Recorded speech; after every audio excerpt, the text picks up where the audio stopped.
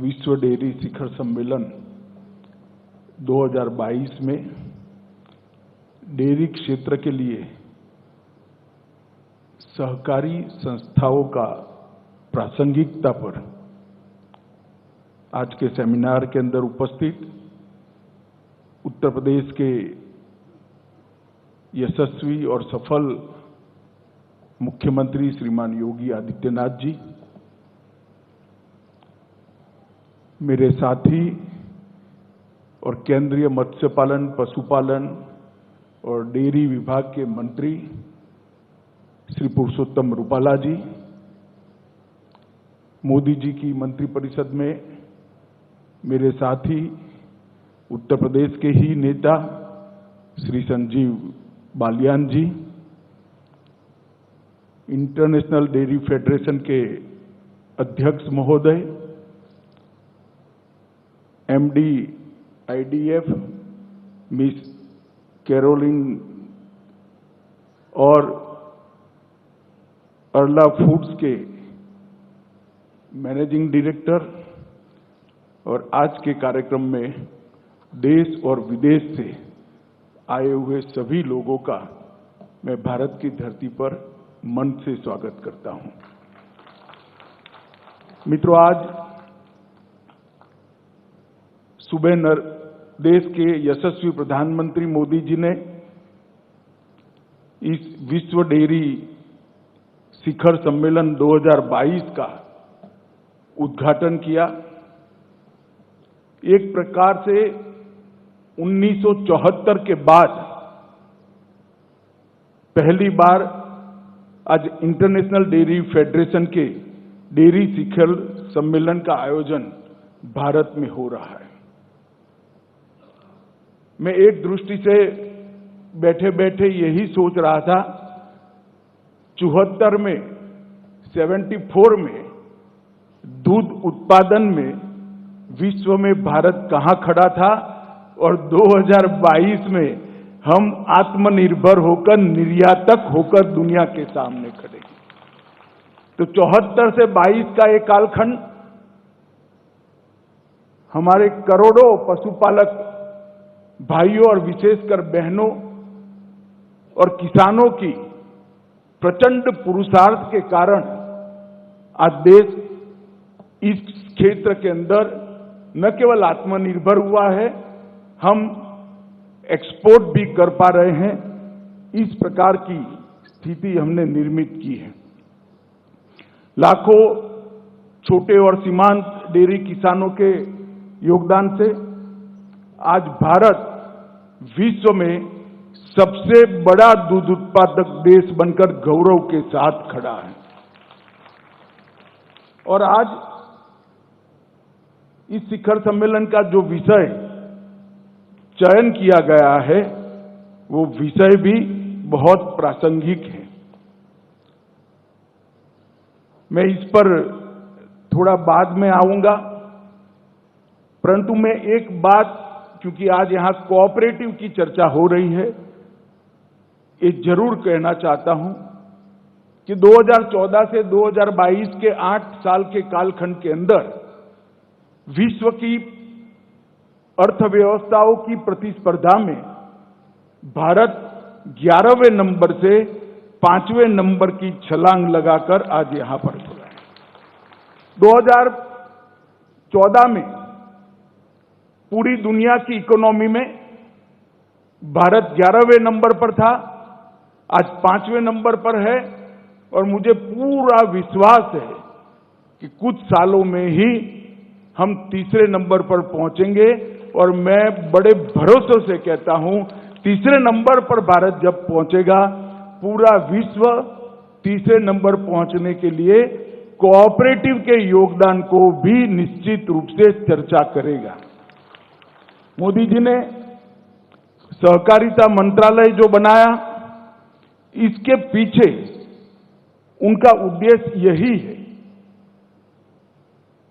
कि सहकारिता के माध्यम से देश के 70 करोड़ लोग जो आज भी गरीबी में जी रहे हैं, वो अपने पास बहुत कम पूंजी है, वो पूंजी को लगाते लगाते कोऑपरेटिव बनाकर देश के अर्थतंत्र में अपना योगदान भी करे और सम्मान के साथ अपने गांव और खुद का विकास कर भारत के विकास में, भारत के अर्थतंत्र के अंदर अपना योगदान करे। और आज जब शिखर सम्मेलन का विषय डेयरी क्षेत्र के लिए सहकारी संस्थाओं की प्रासंगिकता पर रखा है, तब मैं जरूर कहना चाहूंगा कि आज भारत में सबसे ज्यादा प्रासंगिकता अगर कोई एक क्षेत्र की है तो डेयरी क्षेत्र में कोऑपरेटिव इंस्टीट्यूशन की है।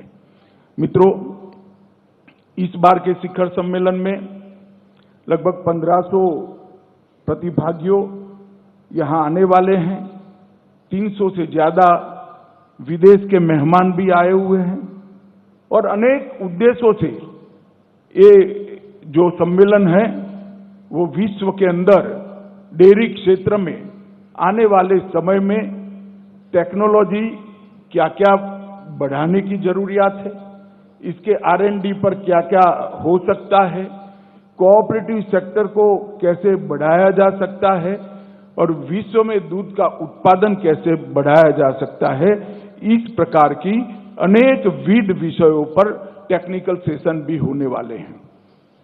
15 तारीख से 3 दिन का और सत्र चलेगा, जिसके अंदर लगभग 156 वक्ता, जिसमें 91 विदेश के हैं और 65 भारतीय हैं, वो हिस्सा लेंगे।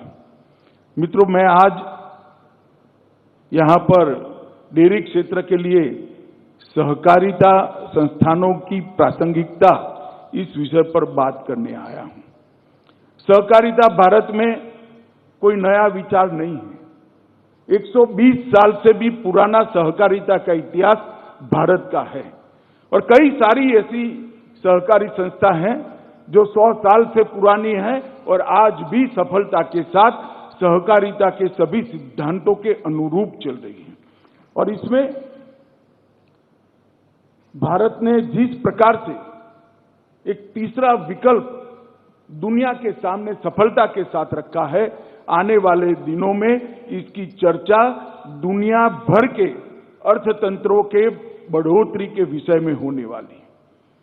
आमतौर पर आर्थिक विकास के बारे में दुनिया में 2 मॉडल बताए गए हैं।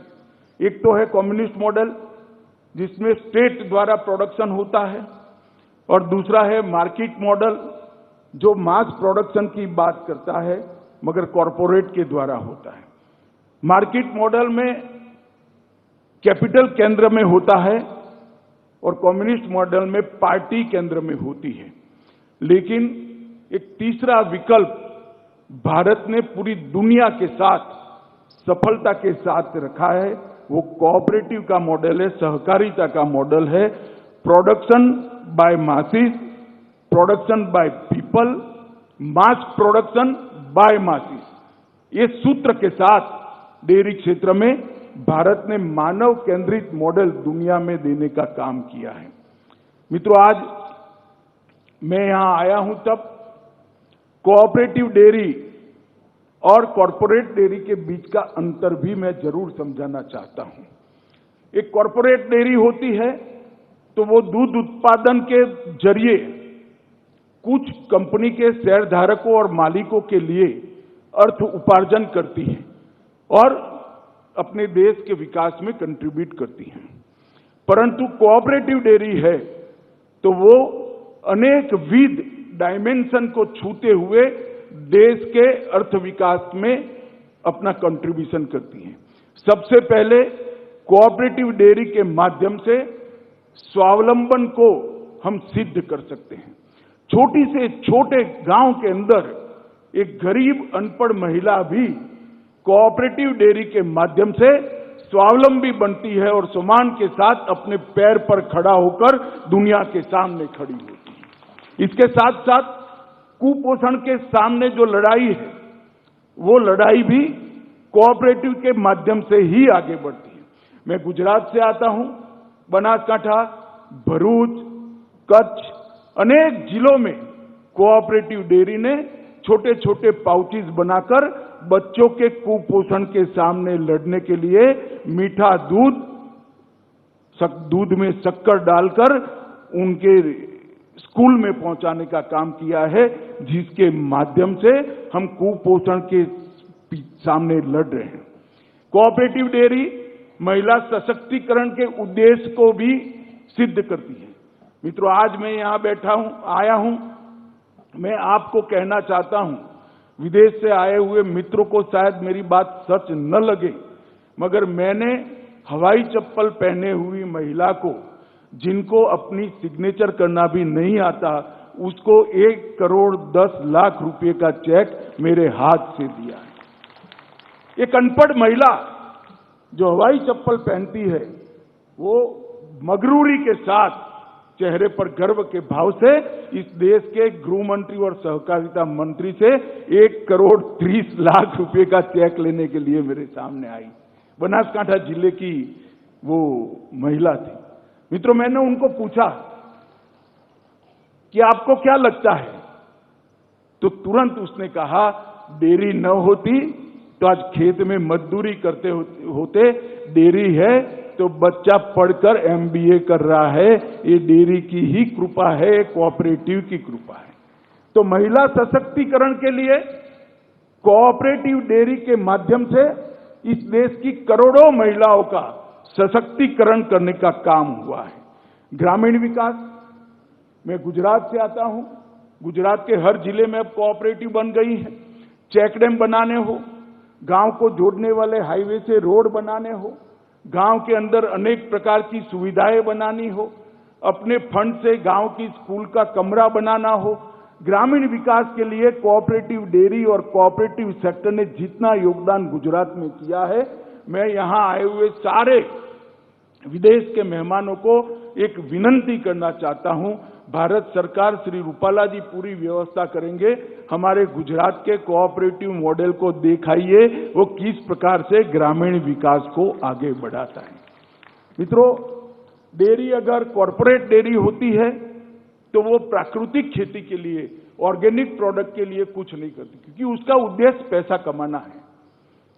मगर डेयरी कोऑपरेटिव होती है तो हमारे प्रधानमंत्री जी ने पूरे देश भर के किसानों का आह्वान किया है कि आप प्राकृतिक खेती की ओर बढ़िए, और प्राकृतिक खेती की दिशा में भारत पूरी दुनिया को रास्ता दिखाने वाला देश बनेगा, इसका मुझे विश्वास है। आज कोऑपरेटिव डेयरियों ने अपने पशुओं के माध्यम से, उनके गोबर से देश को प्राकृतिक खेती की ओर ले जाने का काम किया है।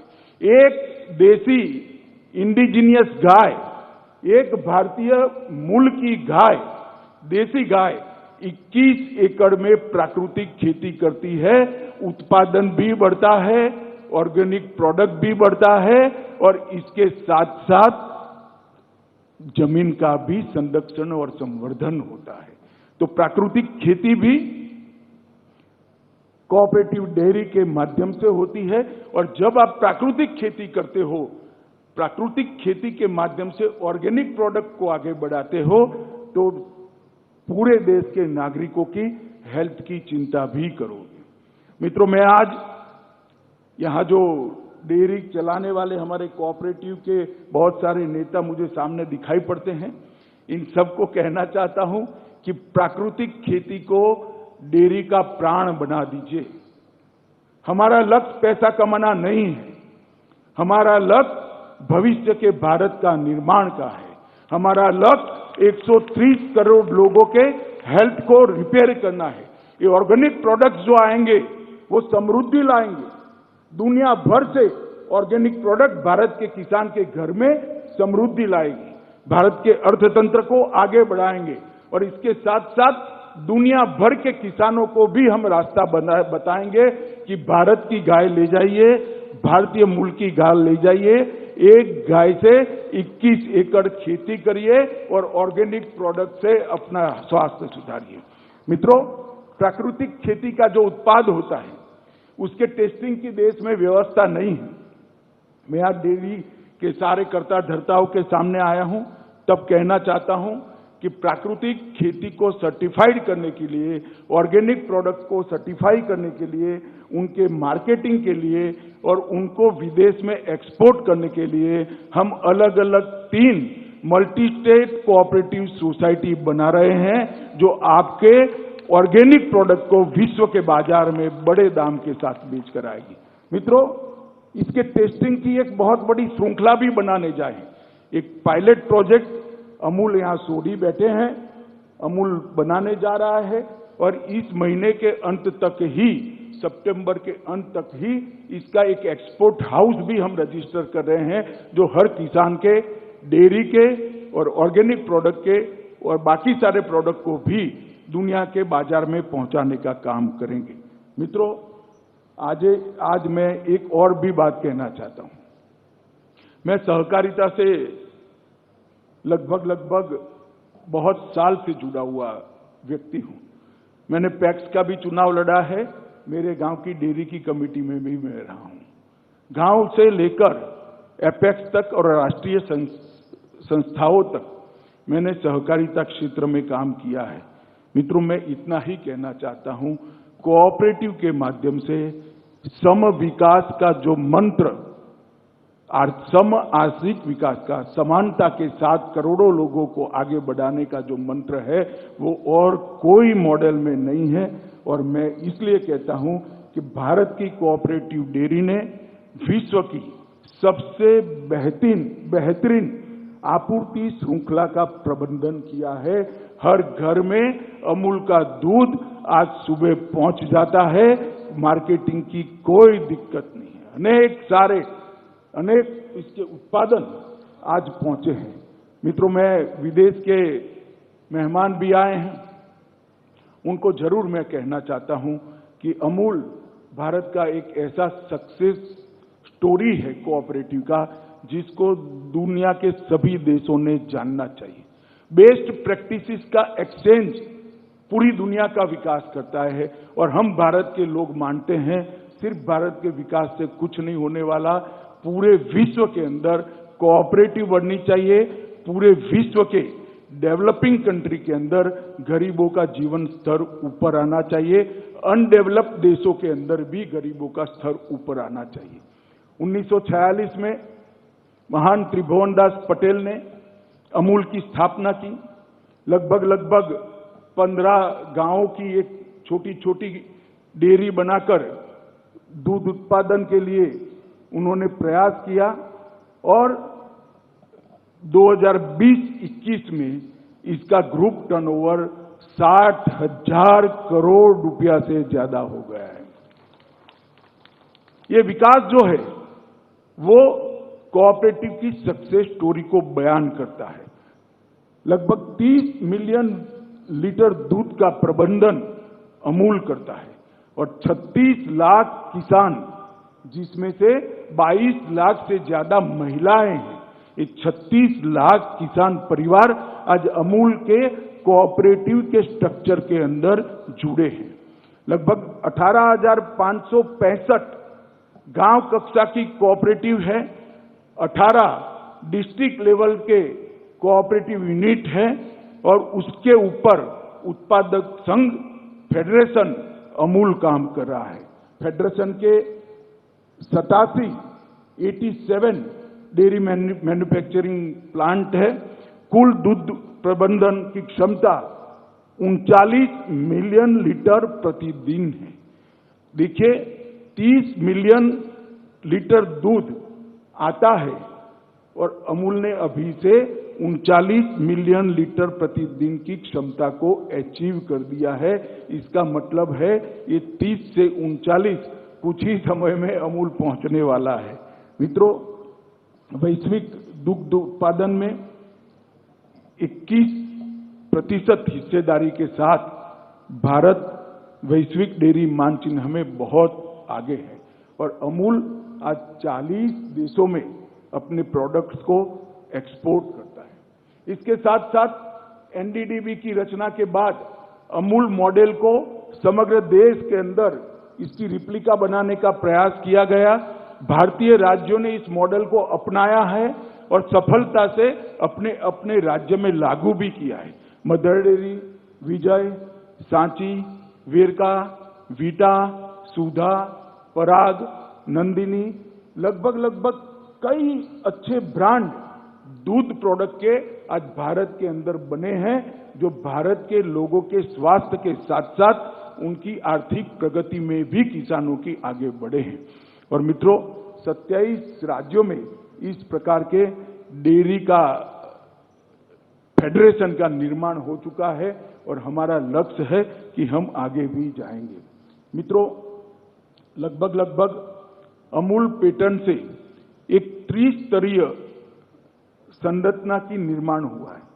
एक तो इससे डेयरी किसानों की सामूहिक नेगोशिएशन की शक्ति बढ़ गई है। आज किसान को अपने उत्पाद का भाव मिलता है। सीमांत किसानों के समूह को दूध का अच्छा भाव मिलने के साथ साथ वो बार्गेन भी कर सकते हैं और उपभोक्ताओं को कम प्रॉफिट में सस्ती कीमतों पर दुग्ध उत्पादों की प्राप्ति भी होती है। इस प्रकार से अमूल मॉडल ने कई सारे लक्ष्य एक साथ सिद्ध किए हैं। कोऑपरेटिव डेयरियों ने सिर्फ दूध के संकलन तक, उत्पादन तक अपने आप को सीमित नहीं रखा है। इसके साथ पशु चारा, चारा बीज, कृत्रिम गर्भधान और गोबर से खाद बनाने की प्रक्रिया, गोबर से गैस बनाने की प्रक्रिया और मोदी जी का गोबर बैंक के प्रयोग को भी कोऑपरेटिव सेक्टर आगे ले गया है। मैं विदेश से जो लोग यहां आए हैं, मैं उनको जरूर कहना चाहता हूं कि हमारे गोबर बैंक के प्रयोग को आप जरूर समझिए। इसके अंदर समग्र विश्व के स्वास्थ्य का मूल चिंतन पड़ा हुआ है। इससे हम पूरे विश्व के स्वास्थ्य की चिंता कर सकते हैं। राज्य स्तरीय डेयरी की सहकारी समितियों द्वारा फार्म गेट की कीमतों ने बेंचमार्क मूल्य आज हमारी कोऑपरेटिव तय करती है, निजी डेयरियां नहीं कर पाती है। ये हमारा सबसे बड़ा उपलब्धि है। भारत में डेयरी उद्योग का कोऑपरेटिव क्षेत्र में 360 डिग्री विकास हुआ है। कोई भी क्षेत्र ऐसा अछूता नहीं रहा जिसको कोऑपरेटिव ने टच नहीं किया है। और लगभग जो टोटल इनकम होती है कोऑपरेटिव की, इसका 77%, मेरी ये बात ध्यान से सुनिएगा, 100 रुपया अगर आता है तो 77% दूध उत्पाद करने वाले किसान के बैंक अकाउंट में सीधा जमा हो जाता है। ये बहुत बड़ी उपलब्धि। इतना बड़ा रिटर्न कहीं पर नहीं मिल सकता, 77%। और मित्रों,